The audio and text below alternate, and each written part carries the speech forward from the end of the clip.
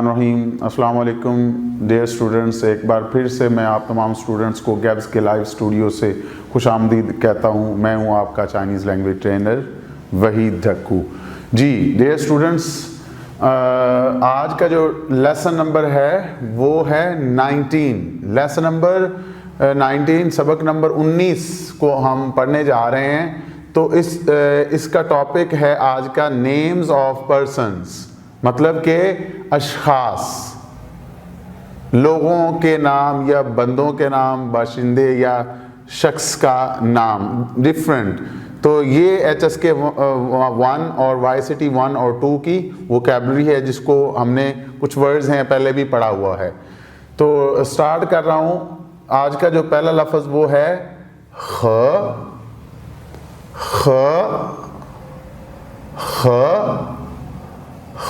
का मतलब second tone के साथ ख का मतलब है एंड, लेकिन याद रखें चाइनीज फैमिली का भी ये नाम है, फैमिली नेम है चाइना में।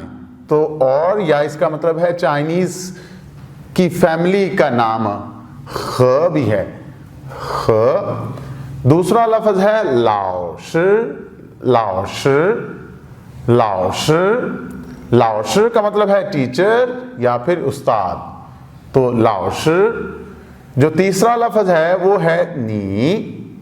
नी नी नी का मतलब है यू, मतलब के तुम, तो नी।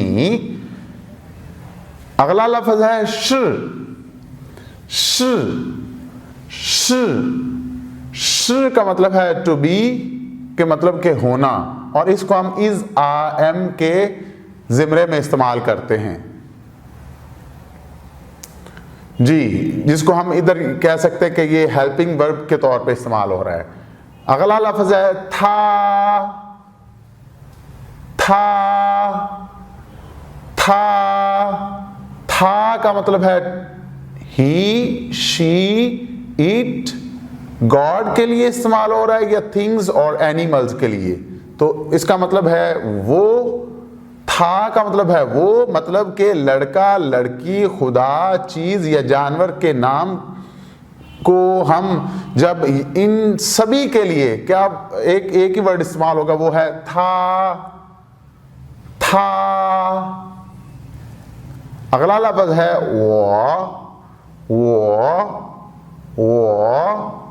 वो का मतलब है आए। यहां पे मैंने लिखा नहीं, आए। आए का मतलब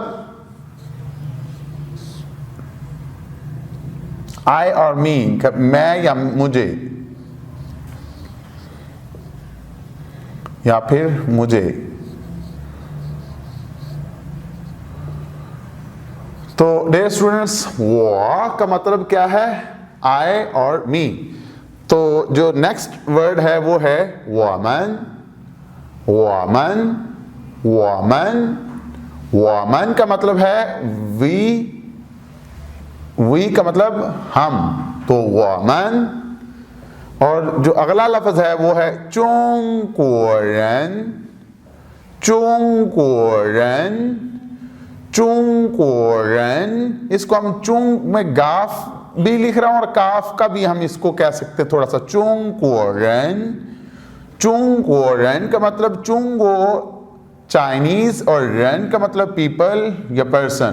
तो चीनी अवाम या फिर बशिंदा के तौर पे चीनी बशिंदा को हम या चीनी शख्स को हम क्या कहेंगे, या चाइनीज अशखास को, तो वो क्या होगा, चोंगकोरन।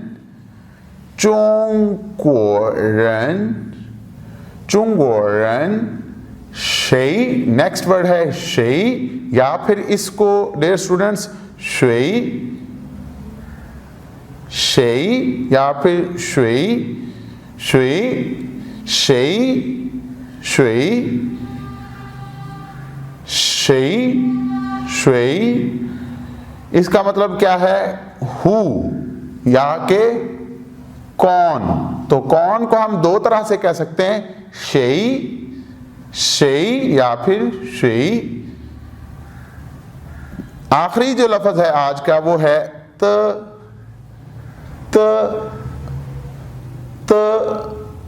त का मतलब है पोजेसिव वर्ड या पार्टिकल।